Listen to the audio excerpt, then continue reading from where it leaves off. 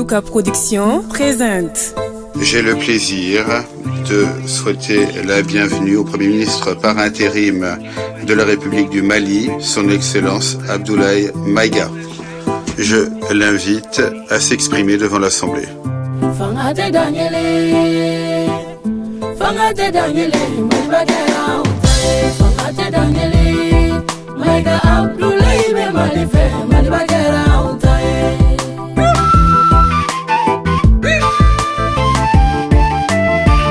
Monsieur le Président de l'Assemblée générale, Mesdames et Messieurs les chefs d'État et de gouvernement, Monsieur le Secrétaire général de l'Organisation des Nations Unies, Mesdames et Messieurs, de prime abord, je voudrais m'acquitter de l'agréable devoir de vous adresser les chaleureuses salutations du peuple malien, riche de sa diversité culturelle, religieuse et ethnique, ainsi que celle de son Excellence, le colonel Assimi Goïta, président de la transition, chef de l'État.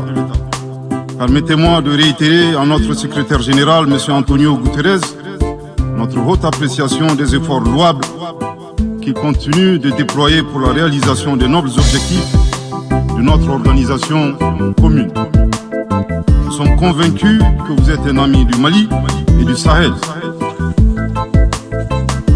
L'amitié reposant sur la sincérité, souffrez que je vous exprime mon profond désaccord suite à votre récente sortie médiatique, au cours de laquelle vous prenez position et vous exprimez sur l'affaire des 46 mercenaires ivoiriens, qui est une affaire bilatérale et judiciaire entre deux pays frères.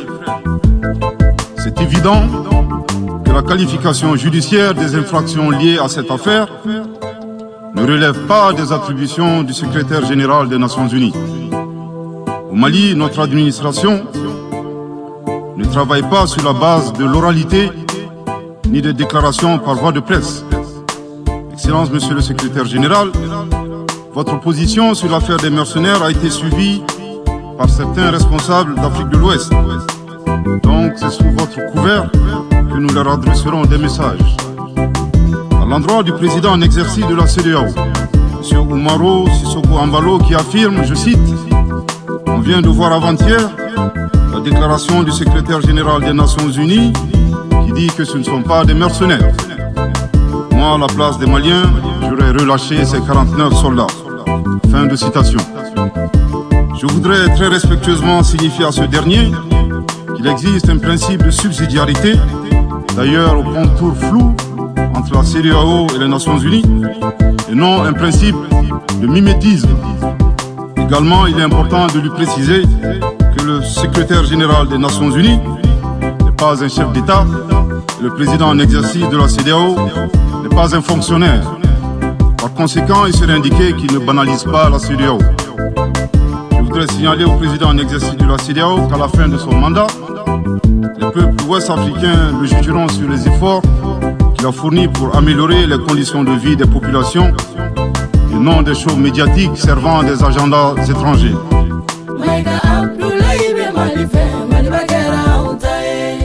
À l'endroit de M. Bazoum, il remarquera que le gouvernement de la transition n'a pour le moment jamais réagi à ces propos injurieux pour deux raisons cumulatives. La première raison tient au respect de l'héritage laissé par nos ancêtres, qui consiste à ne pas répondre aux injures par des injures. La seconde relève de l'identité de M. Bazoum, l'étranger qui se réclame du Niger. Nous savons que le peuple nigérien, frère du Mali, se distingue par des valeurs sociétales, culturelles et religieuses très riches. M. Bazoum n'est pas un Nigérien, son comportement nous le reconforte totalement dans notre constat. Excellence, Monsieur le secrétaire général, le Mali tirera toutes les conséquences du droit de vos agissements. Devant Dieu et en leur âme et conscience, nous demandons à ceux qui refutent notre version d'indiquer s'ils accepteront que les militaires ayant dissimulé leurs identités en mettant sur leurs passeports qu'ils sont peintres, maçons, etc., avec des armes débarquent dans leur aéroport sans que le pays de destination n'ait été au préalable informé et dans le dessein funeste de déstabiliser ce pays. S'il ne l'accepte pas en tant qu'État, si cela n'est pas possible à Lisbonne ou ailleurs, le Mali non plus ne l'acceptera pas en tant qu'État et ce ne sera pas non plus possible à Bamako ou dans une autre localité malienne.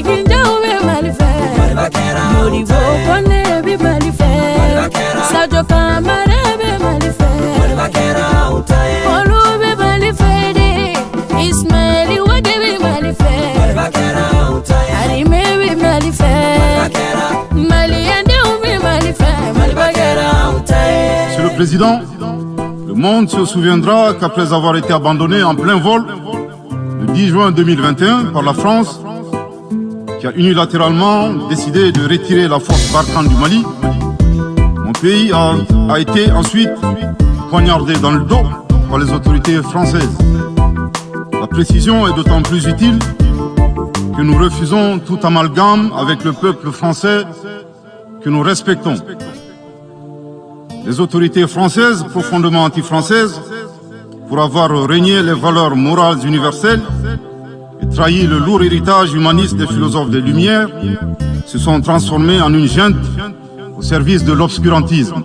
Je répète, les autorités françaises, profondément anti-françaises, pour avoir régné les valeurs morales universelles et trahi le lourd héritage humaniste des philosophes des Lumières, se sont transformés en une junte au service de l'obscurantisme. Je répète pour une dernière fois.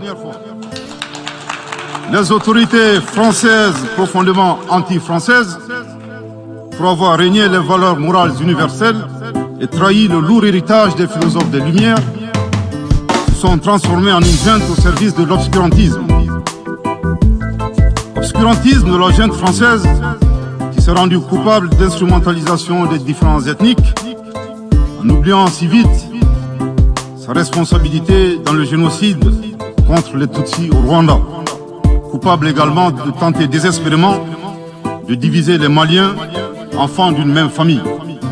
Enfin, obscurantisme de la junte française qui a violé l'espace aérien malien en y faisant voler des vecteurs aériens tels que des drones, des hélicoptères militaires et des avions de chasse plus d'une 50aine de fois, en apportant des renseignements, des armes, des munitions aux groupes terroristes.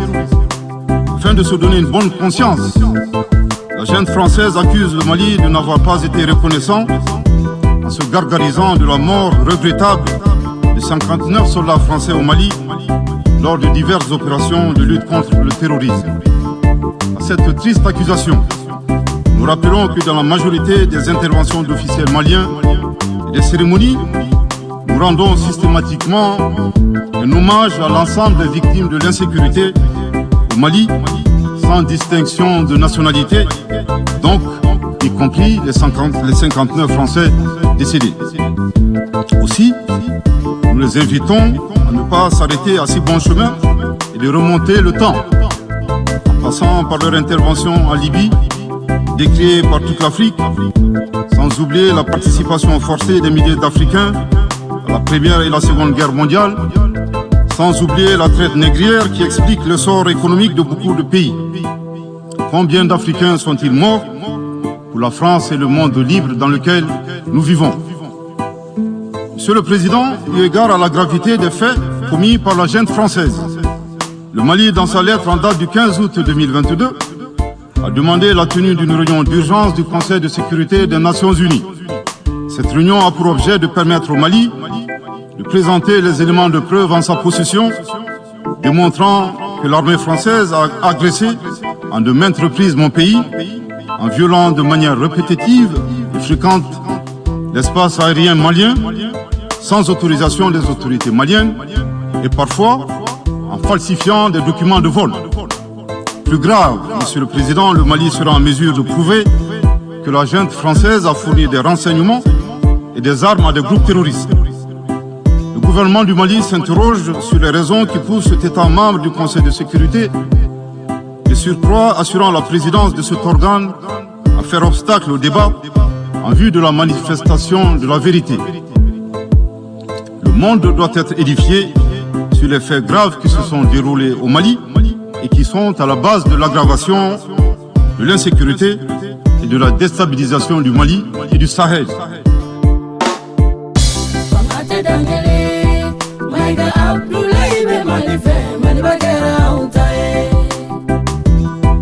Je saisis cette opportunité qui m'est offerte pour remercier chaleureusement notre respecté aîné, son Excellence le Président Alassane Dramane Ouattara, pour les sages et éclairés conseils qui nous a prodigués dans son allocution mémorable à cette 77e session de l'Assemblée générale des Nations unies.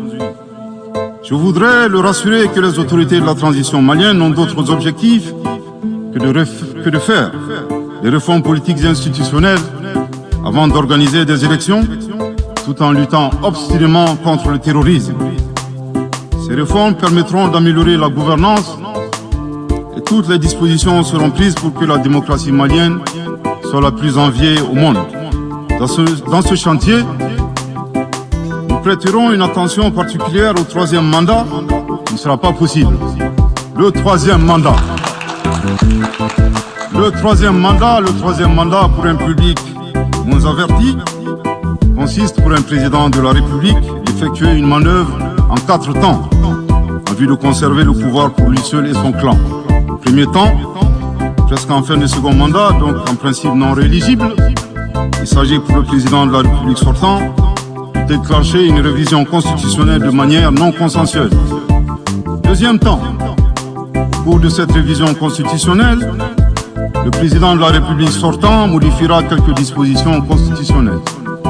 Troisième temps, une fois la nouvelle constitution adoptée, sur fond de crise politique naturellement, le président sortant devient candidat en violation de la limitation du nombre de mandats à 2. Sa candidature est alors justifiée par l'adoption de la nouvelle constitution. Le prétexte est tout trouvé. La limitation du nombre de mandats à 2 concernait l'ancienne constitution. Par conséquent, il est candidat au regard de la nouvelle constitution adoptée. Quatrième temps, une farce électorale est organisée. Forcément, on remporte les élections. Et s'ensuit une chasse impitoyable aux opposants politiques, dont certains sont arrêtés, d'autres s'exilent et d'autres assassinés. Les allégeances sont obtenues grâce au pouvoir de l'argent, le clientélisme et les intimidations. Dans un langage plus simplifié, et en référence à une métaphore footballistique, le troisième mandat est une magie. C'est l'art de se dribbler soi-même tout en gardant le ballon.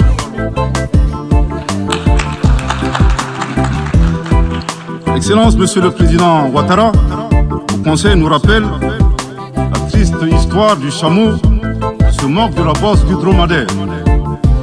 Malgré les efforts tangibles de la transition malienne, dans la mise en œuvre des chronogrammes des réformes politiques et institutionnelles et celui des élections, salué par la communauté internationale, Madame la ministre des Affaires étrangères de la junte française, à qui le Mali n'a pourtant rien demandé, a estimé qu'il n'y avait pas eu de progrès, oubliant que nul ne peut aimer le Mali plus que les Maliens eux-mêmes. Sa position singulière et son adversité ne nous surprennent guère. Victor Hugo, dans Claude Gueux, a classé le genre humain en 2 catégories, en indiquant, je cite, qu'il y a des hommes qui sont fers et des hommes qui sont aimants. Fin de citation. Madame le ministre, dont il s'agit malheureusement, ni fer, ni aimant, elle est hideusement sui generis. Devant l'incertitude et les situations étrangères, le peuple malien adopte une attitude prudente. C'est ce que l'écrivain et le sage Amadou Hampâté-Bâ met en relief en conseillant dans l'étrange destin de Wangrin que, je cite, « Si observer est une qualité, savoir se taire préserve de la calamité. » Fin de citation.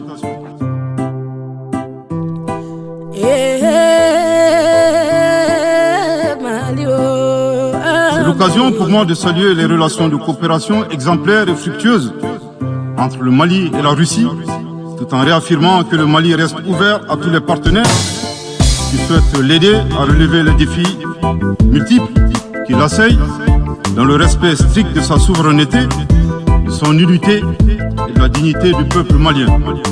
Le Mali rappelle que conformément à la vision du colonel Assimi Goïta, président de la transition chef de l'État, 3 principes guident l'action publique nationale. Premier principe, le respect de la souveraineté du Mali. Deuxième principe, le respect des choix stratégiques et de partenaires opérés par le Mali. Troisième principe, la prise en compte des intérêts vitaux du peuple malien dans les décisions prises.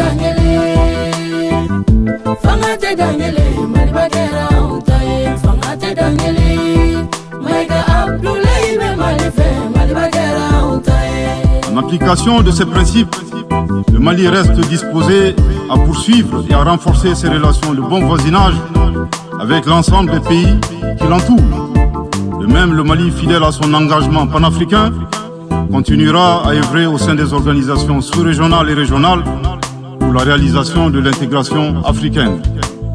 Également, l'atteinte des objectifs de la transition requiert l'accompagnement de l'ensemble des partenaires du Mali, y compris les Nations Unies. J'en appelle donc aux amis du Mali à rester mobilisés aux côtés du gouvernement en vue de l'aider à relever ensemble ces défis importants. Pour la grande majorité des États du monde, convaincus par le respect mutuel et le partenariat gagnant-gagnant, je leur garantis que les portes du Mali leur sont grandement ouvertes et les Maliens les accueilleront les bras ouverts. Pour la minorité qui serait tentée de ne pas respecter ces principes, nous leur promettons qu'ils feront face à des millions de Assimi Goïta soucieux de défendre leur honneur, leur dignité et leurs intérêts vitaux. Je terminerai en donnant 2 conseils aux nostalgiques de la domination. Ayez le sens de l'empathie en traitant les autres comme vous voudrez être traités ou en ne faisant pas aux autres ce que vous ne voudrez pas qu'on vous fasse. Le second conseil, revoyez vos copies, revoyez vos modèles, revoyez vos logiciels pour intégrer le changement de mentalité, l'évolution du monde dans vos grilles de lecture et d'analyse. Sortez du passé colonial et entendez la colère, la frustration, le rejet qui remonte des villes et campagnes africaines, des populations africaines, et comprenez que ce mouvement est inexorable. Grâce au principe de la multiplication fractale, vos intimidations et vos actions subversives n'ont fait que grossir le rang des Africains soucieux de préserver leur dignité. S'il n'était qu'une centaine aux indépendances, aujourd'hui nous sommes des millions. Et demain, tant que les paradigmes inégalitaires demeureront, nous serons des milliards. Le Mali et son peuple ne seront pas des spectateurs face aux assauts et l'adversité. Pour chaque mot employé de travers, nous réagirons par réciprocité. Pour chaque balle tirée contre nous, nous réagirons par réciprocité. C'est à ce prix qu'une nouvelle ère sera une réalité.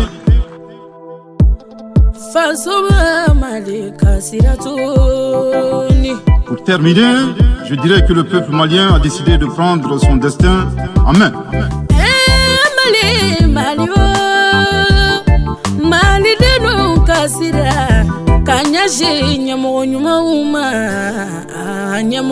Dieu bénisse le Mali et préserve les Maliens des forces obscurantistes et destructrices du monde. Que Dieu bénisse l'Afrique et préserve les Africains des forces obscurantistes et destructrices du monde. Que Dieu bénisse le monde et préserve l'humanité entière des forces obscurantistes et destructrices du monde. Je vous remercie de votre très aimable attention.